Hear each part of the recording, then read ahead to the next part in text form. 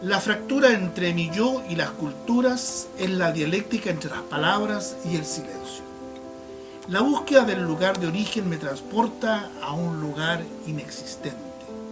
Soy Victoria de nombre, soy Perséfone, viajera e inmigrante del verdadero sur. Soy un signo casi silencioso, una voz que escribe con acento, cristiana y pagana, eco marginal y americana legítima. Soy mi abuela y la nieta, naturalmente extrema, arcoíris y flecha. Soy.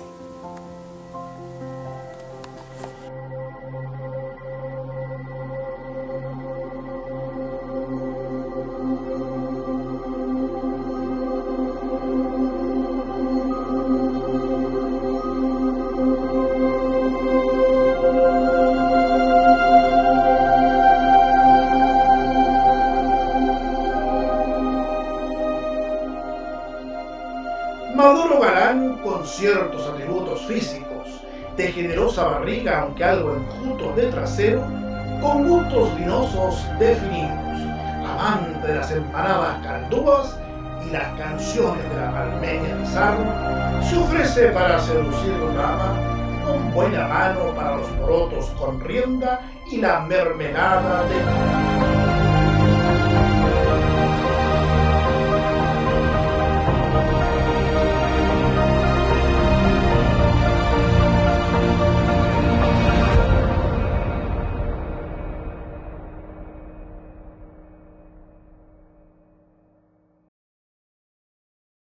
Vidas robadas es tu último libro. Si consideramos que es mi último libro publicado, sí lo es.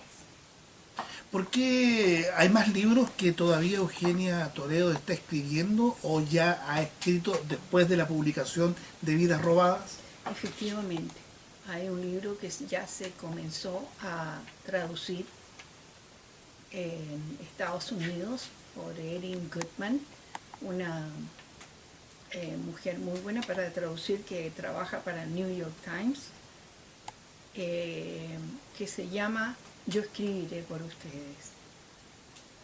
Ese libro está en traducción y tengo un texto sobre el maltrato a los animales, cuentos de mis gatas y otros animalitos. Y ahora estoy escribiendo, tengo muy avanzado un libro sobre esta cuarentena en el lago Caurga, que estoy pensando colocarle el título de El porqué de las lluvias en una mirada. ¿Cuándo para Eugenia Toledo de escribir o no para nunca? No para nunca. Cuando yo escribía, cuando entré a la Universidad Católica en Temuco, lo que aquí en el tiempo era una sede de la Católica, y pertenecí al grupo Espiga de Iván Carrasco, Yusuke Kuramochi y otros poetas de la región. Yo empecé a escribir en ese tiempo, pero después hay siempre para las personas una partición en cuando tú vas a llegar a ser académico, es tanto el trabajo que tienes que decidir o eres poeta o eres académico, porque al académico en nuestro tiempo se le exigía mucho escribir, estudiar, investigar, y no podías escribir poesía y ser poeta. ¿Y por qué fuiste escritora? Porque era una niña sola. Era hija única de una familia de un padre autoritario, medio autoritario y controlador. Fui a un colegio de monjas que también era otro tipo de control. Entonces me dice esa niña respetuosa, obediente y que descubrió que podría hacer cosas en libertad porque nadie entendía de esas cosas, que era dibujar, que era leer y que era escribir. ¿Qué piensas, hermana? ¿A qué dedicas tus días, Diana? ¿Qué manzanas recoges en tu jardín, en la calle, en la internet? ¿Qué piensas, hermana? ¿Cómo va tu poesía? El siglo XX ya pasó como un tango y el XXI es otro universo. Hay mujeres en el segundo piso, hablando una infinidad de lenguas. Sus espíritus son tan fuertes y calmos como lo que escriben, hermana. Los cabellos que coronan sus cabezas, sus rostros desnudos sin cremas antiarrugas, sus cuerpos redondos son de amor e impoluta luminosidad. Ya la Virgen no nos mira con ojos en blanco, vuelto hacia el cielo, ni sus palmas juntas como palomas, rodeada de querubines de oro. Ya no se centra en arrullar en brazos al hijo que murió en la guerra. Ahora abre la boca, hermana. Aúlla como loba herida y pregunta, ¿qué estamos haciendo aquí en la tierra? Las rosas que lleva en su falda, pintadas de terciopelo, no se van a imprimir en un cuadro. Usa las espinas como dardos, las arroja lacerando el corazón del hombre y pregunta, hermana, pregunta, enojada con los brazos en jarra. El cancerbero, el hombre que por siglos ha custodiado las puertas, sigue royendo las murallas de los templos, erosionándolas hasta los cimientos. Con la ayuda de los demonios eróticos de otro, va dejando la ruina, mientras convierte a Dios en una patria. Tampoco las musas corretean ya coronándose con guirnaldas, vistiéndose con hojas y tules, ni navegan en conchas nacaradas. Hoy las musas andan de duelo, son aire mortífero y lo soplan sobre las tierras devastadas. Las sirenas tampoco cantan para engañar a mortal alguno, nadan en polución, en algas y redes, van de océano a océano en busca de aguas limpias y cristalinas. Entonarán entonces un canto salvaje, hermana. Las escucharemos en cada continente. Plantarán su estandarte y entonces las aguas serán de todos, sin fronteras, ni mudos, ni nudos, mar adentro, mar afuera. Flora y fauna crecerán sin mesura. Así es que el pronóstico del nuevo siglo todavía se percibe bueno, hermana. El frágil tejido de los organismos resistirá a la enfermedad de los tiempos. ¿Cómo va tu poesía? Cuéntame. No te acuestes en una hamaca, no envejezcas, no pienses en ajenas utopías. Escribe sobre lo que te atañe y habla fuerte para que se te escuche. Hermana. O sea, eso suplió, digamos, tu soledad y con eso... Y fue un escape. Fue un escape que tuviste. Y llegó a ser un escape maravilloso y llegó a ser mi profesión. No pude, era una obsesión, no pude salir hasta el día de hoy. Soy poeta, cierto, soy crítica literaria, doctora, pero soy profesora.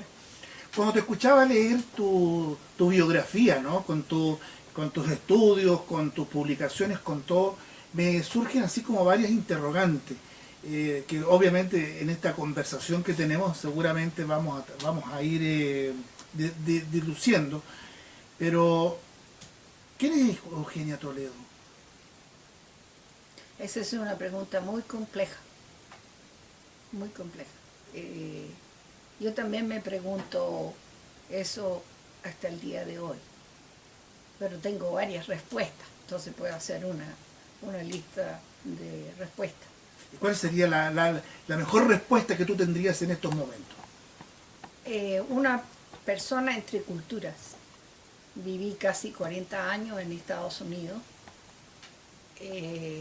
Llegué sin hablar inglés a Estados Unidos, joven, sola, nuevamente sola. Me habían dicho que estaba escapándome del mundo de la dictadura chilena. a causa de que mis clases, era profesora de la Universidad Católica, por ejemplo, estaban siendo reprimidas tremendamente. No se podía, yo era profesora de literatura latinoamericana, de literatura griega, de literatura romana, tenía una plena libertad para enseñar a mis alumnos. Yo recién había también abierto mis ojos a un análisis literario que había comenzado a aprender gracias a los tremendos estudios que habían en Chile en ese tiempo. Yo estuve pensando en eso ayer, porque mis estudios de castellano, cuando yo estudié castellano en el 68, eran incipientes, por supuesto, en Chile, eran básicos. Imagínate tú que mi tesis de profesora de castellano fue un archivo del uso de la mitología griega en la poesía El coloquio de los centauros de Rubén Darío. Yo para una tesis gruesísima, pero nunca analicé Rubén Darío. Y van pasando los años, y cuando llegan los años políticamente hablando de Eduardo Frei, la literatura ya había empezado a cambiar también en Chile. Habían llegado o habían aparecido en Santiago y que venían constantemente a la región, fíjate, Sedomil Goix, el rector de la Universidad Católica, aparece después en los años 70, Grino Rojo, Leonidas Morales, y hay tantos nombres de muy buenos profesores, señor Villegas, etc. Estudié teatro en Santiago, porque en principio yo quería ser actriz de teatro. Mis padres no me dejaron, por ser una vida bohemia, ir a Santiago, que me iba a perder. ¿Pero por qué te fuiste a Estados Unidos? Porque empezó esa represión. Primero estaba estudiando en Valdivia, y todos mis profesores fueron mandados al exilio. Algunas de esas personas en Valdivia fueron asesinadas, porque se terminaron mis estudios de grado. Estudié filología en Valdivia por 2 años, con estos magníficos profesores que ya nombré, Guillermo Araya y otros.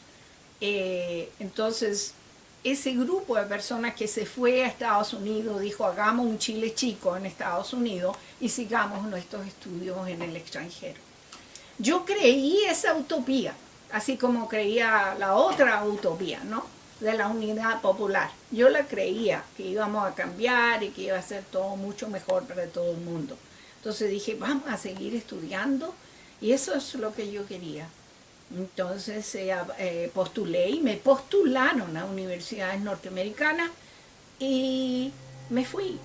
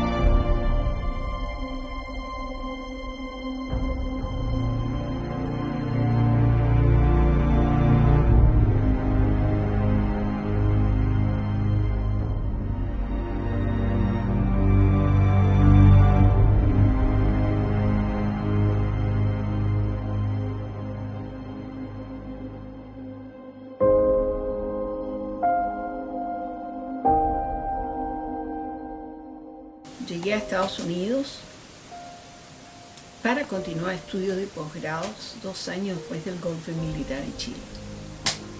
En ese tiempo yo ya era profesora de castellano, de Estado de castellano en la Universidad Católica. Adquirí un máster en literatura latinoamericana y un doctorado en literatura española de la Universidad de Washington, Seattle. He enseñado en Chile y en Estados Unidos, en todos los niveles educacionales. He enseñado talleres de escritura creativa, poesía y prosa, cursos de lecturas, enseñanza de aprender a leer la poesía y otros escritos. Cuando estuve criando a mi hijo en Estados Unidos, tuve la oportunidad de conocer lo que es libro arte. Fui con mi hijo a un instituto de arte iniciado y yo tomaba clases para hacer libros a mano, mientras mi hijo tomaba clases de fierro y bronce.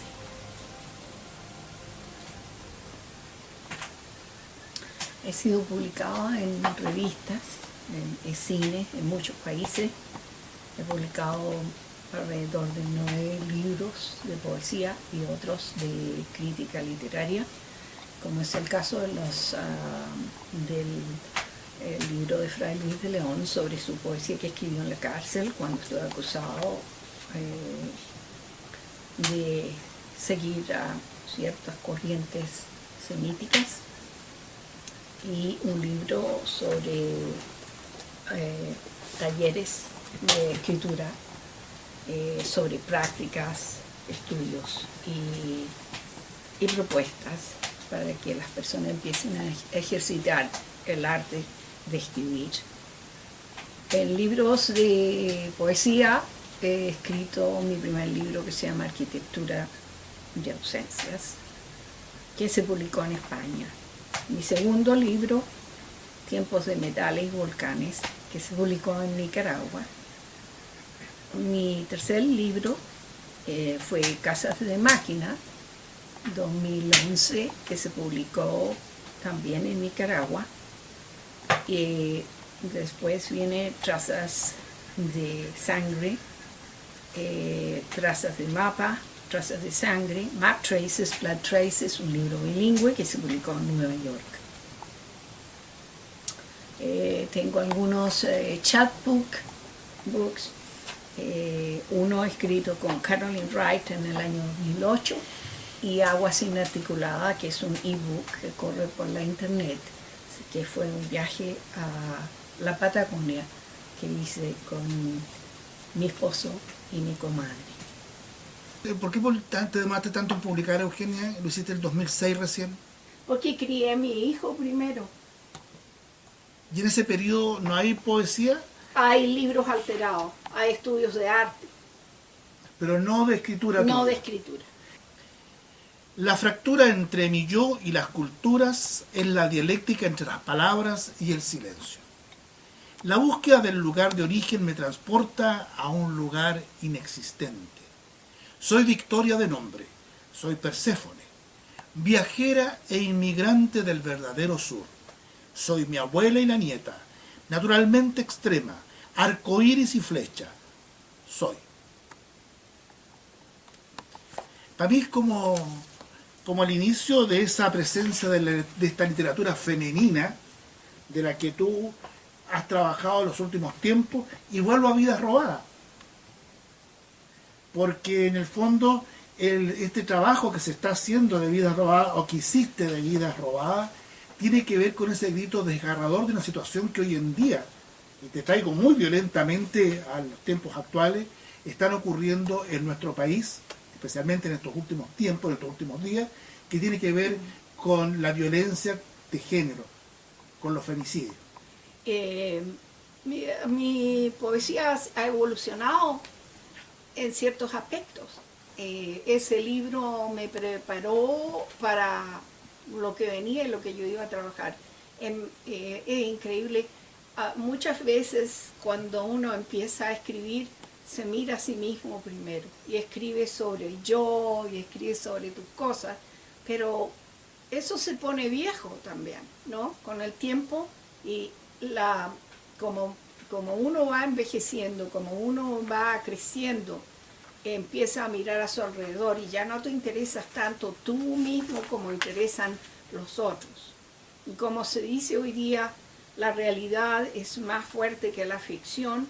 La poesía, que para mí ha ido evolucionando a tal punto que te decía ayer que yo creo que hay en nuestra poesía mucha investigación, mucho estudio, mucha lectura de otros poetas, que es como la recopilación de que lo que han dicho todos los poetas. Porque la poesía o el feminismo es antiguo, no es que esté empezando ahora, no es que el feminismo comenzó ahora o en unos 20 años atrás. Las mujeres han venido luchando por sus derechos por mucho tiempo, muchos años.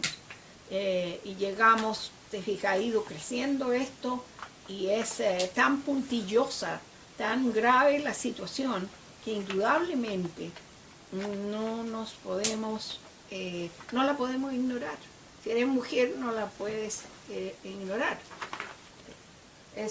Nuestras vidas robadas, Carlos, es un paso más en el camino que van a tener que tomar en el futuro las mujeres para defender sus derechos. Y eso yo pensaba anoche,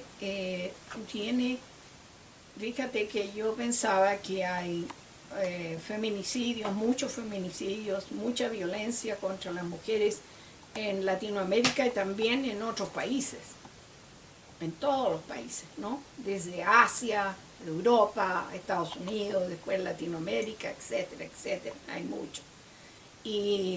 Pero particularmente en Latinoamérica, aquel llamado machismo que estudió Octavio Paz, el mexicano, ¿no? Es un tremendo estudio acerca del machismo mexicano. Me parece que esto está enraizado en la historia de nuestros, de nuestros países, en nuestra historia. Porque nosotros, los europeos vinieron acá, anoche le decía a mi esposo, con la espada, que es la violencia, buscando oro, el silver o el gold, el oro o la plata, que es lo económico, y la piedra, que era la cruz.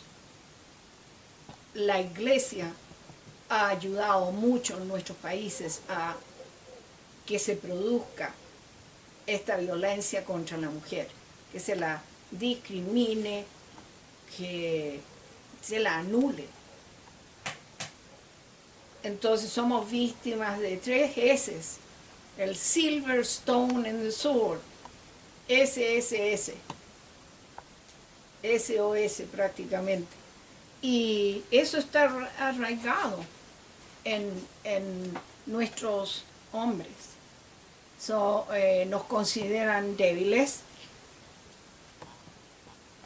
y es muy fácil aplastar a la persona débil, atacar, falta de comunicación, falta de casi una violencia endémica, fíjate. Y a lo mejor nosotras madres también tenemos la culpa de cómo hemos criado a nuestros hijos. Viene de Europa, que el primer hijo iba a ser el descendiente del padre o del rey, el segundo iba a la iglesia, iba a trabajar políticamente en la iglesia, y la tercera, que era la hija, es la que se iba a casar, etcétera, etcétera. Eso se quedó en el ADN, yo creo, de nuestras sociedades. ¿Cómo se gestó? ¿Cómo se me ocurrió empezar a hacer libros alterados de la muerte de las mujeres en Chile? Fue porque vino cuando le sacaron los ojos a Navila. No, hay algo ahora en Chile y ojos, ¿te fijas? Entonces, todo empezó por ahí. Empecé a hacer dibujos relacionados con Navila, un poema a Navila, etc. Y después el caso de Erika Hagan, que realmente me impactó muchísimo, en Temuco, que es una norteamericana que fue asesinada en el Colegio Bautista. Ahí teníamos otro caso. El caso de Josefina, ¿te acuerdas que la quemaron viva en una discusión? las etnias también, ciertos grupos indígenas, también hay violencia. También hay violencia, hay mucha violencia, mucha sangre en nuestro país. Entonces el hombre se acostumbra a eso. Quiere ser el controlador, el que manda, él siempre tiene razón, etc. Entonces eso produjo este libro. Sin embargo, como yo había trabajado también en Estados Unidos con jóvenes y niñas de la calle que habían sido violadas, creo que te lo conté, Sí, con la pintora Kathleen McHugh, también eso estaba atrás, en la parte de atrás de mi cerebro, como una posibilidad ya empezarlo a trabajar, ya sea en pintura o con la palabra. Marjorie Agostini Marjorie Agostini, sí. dice: la violencia de género ha sido una constante en la historia de la humanidad. Desde la antigua mitología griega hasta el presente, basta recordar la historia de Filomena, que es violada por su cuñado Teseo. Este le corta la lengua para no poder hablar ni contar lo ocurrido, pero después Filomena se convierte en un pájaro, canta el suceso y borda un tapiz por medio de sus imágenes, narra lo acontecido.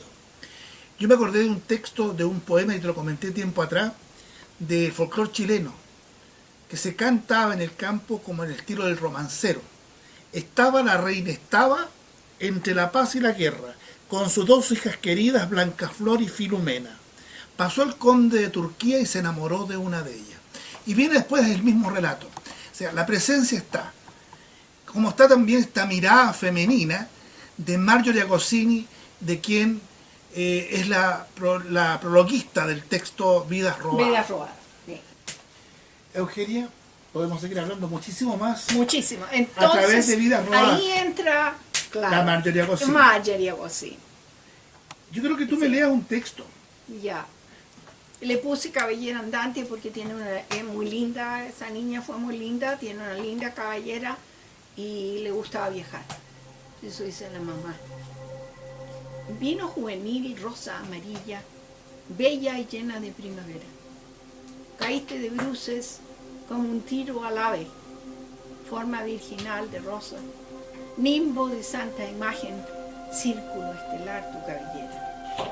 No amaneció para ti el sol, se adormeció tu vocación, absurdos trenzados en fulgor de medianoche, se quebró de un tris el horizonte. Nadie dice encontrar la punta del ovillo en la narrativa detectivesca. Hasta tus sueños como sedas en la niebla se han perdido en la frontera, la araucanía, aroma de pétalos de rosa, te has ido desvaneciendo mientras aquí fluye el río con las lluvias y el viento amenaza la incógnita. Poco brilla el verde de esta región. Todos sabemos tu historia, quedó escrita en el humo, suda la noche, se fatigaron las búsquedas, se desploman las oraciones, ni olvido ni perdón. Esta ciudad ha quedado huérfana de pájaros. Agua de nieve caló su tierra fértil desde que te fuiste. Las noticias te escriben todavía. Han emergido en la poesía chilena de tradición vanguardista como resultado del reprocesamiento de prácticas poéticas precedentes que intentan superar la noción de la palabra como eje constructor del poema. Lo escribe Eugenia Toledo, doctora en literatura, nuestra entrevistada en Más que Libros. Los poetas podrían llegar a considerar que las palabras son extensiones o viceversa de los objetos. Es decir, los objetos pueden llegar a ser palabras. Como por ejemplo, el asesinato y la muerte de una mujer trae a la mente de los autores una conciencia que va más allá de las palabras. Eugenia, esto ya estamos entrando en una nueva propuesta literaria hoy en día en Más que Libros. Sí. Esto surge en Estados Unidos, esta mirada tuya, tú me comentaste. Para mí sí. Para ti. Sí, efectivamente. La formulación de lo que se llama el libro artístico o libro alterado una combinación de arte visual junto a poesía o versos, y también tenemos, ¿te acuerdas? La poesía visual, que se llama, la poesía que inició Huidobro haciendo dibujitos con letras y palabras. Parra también. Claro, y Parra y sus instalaciones, que a mí también las instalaciones de Parra me llamaron mucho la atención. Yo le tenía muchas ganas de hacer instalaciones, siempre he tenido muchas ganas de hacer instalaciones. Me encantan de usar cosas viejas y hacer un poema y dejarlo ahí para que alguien lo vea. Creo que hablan de texto doble, ¿fija? De imaginación, no de un mero truco para presentar algo, sino que es un tratamiento. El libro alterado es un tratamiento poético, artístico, que es también parte del compromiso. Va más allá de la poesía, no solamente de la poesía, sino del hacer y del trabajo de las manos. Es un trabajo para mí artesanal y por lo tanto es arte, porque hay un cierto tipo de artesanía. Voy a sacar muy pronto un artículo que habla de artesanía y arte, que hay un problema también, un dualismo, qué es lo que es artesanía y qué es lo que es arte, pero depende de qué tipo de artesanía hablemos. Entonces es algo original, lo encuentro original, idiosincrático, y son proyectos. ¿Cuál es la característica que los libros alterados tienen? En, Para que se conozcan, o el libro de arte, ¿cuál sería el nombre más correcto? hay unos libros artísticos que son muy delicados, como los tuyos, Carlitos, que son artísticos por donde los mire. Los míos son artísticos y menos delicados, porque yo uso mucho el material reciclado, el material encontrado. Me encantan las cosas viejas, las cosas usadas, oxidadas, pedazos de metales que puedo encontrar botados porque me crié en una metalurgia. Cosas, clavos viejos, cosas, todo entra. Probablemente tierra entra, probablemente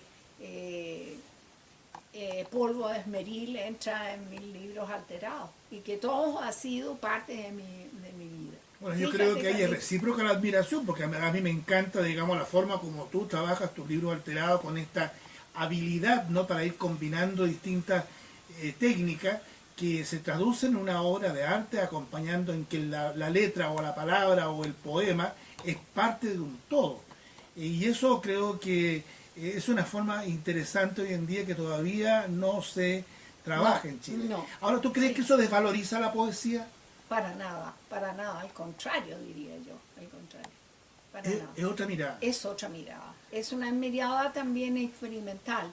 Y también yo creo que es absolutamente importante en la parte educacional, porque podemos usar el libro alterado para enseñar poesía a los niños, para enseñar que hagan dibujos, para enseñar palabras y también a otras personas. Eugenia, ¿qué autor de los autores de la humanidad, del tiempo de los tiempos, es el que más te ha impactado a ti? Que tú dijeras que ese es el libro como que tú no podrías dejar de leer siempre, o recordarlo siempre, y recomendarlo siempre. Fíjate que yo escribí un extenso ensayo que a lo mejor un día se va a transformar en un libro. De todas las etapas de mi vida ha habido un libro que ha sido como guía, que ha sido esencial, o un autor. Y entonces empecé desde niña chica adelante hasta hoy día. Entonces, ¿qué puedo decirte? Hoy día, ayer, antes de ayer, ¿cuáles son los libros? Nunca me he olvidado de Los Pasos Perdidos de Alejo Carpentier. Fue vital en una época para mí. Nunca me he olvidado de La Vorágine del colombiano José Eustacio Rivera, que yo estudié ese libro me abrió los ojos para una literatura comprometida. Nunca me olvidaré el mundo es ancho y ajeno de Ciro Alegría. ¿Te das cuenta? Guasipungo, de Jorge Icaza. De aquellos libros que constituyeron un poco el boom latinoamericano. En cambio, a mí no me impresionó tanto Jorge Luis Borges. Me impresionó mucho Sobre héroes y tumbas de Ernesto Sábato. Ya me impresionó mucho Julio Cortázar. Y otros autores menores. Eugenia. Don Quijote de la Mancha, como contracultura, todavía me hace pensar, fíjate, Carlitos, Don Quijote. Y ahí tenemos otra dualidad muy interesante para conversar. Ser loco como Don Quijote y salir al mundo a enderezar entuertos, o quedarse en la casa leyendo. Y al final, como él decidió la práctica, le quemaron los libros, los parientes le quemaron la biblioteca para que no leyera más, pero Don Quijote se fue. Y en cada cosa que él quiso enderezar, y eso, a veces me siento como él, metió la pata. No le resultó. Y se rieron de él.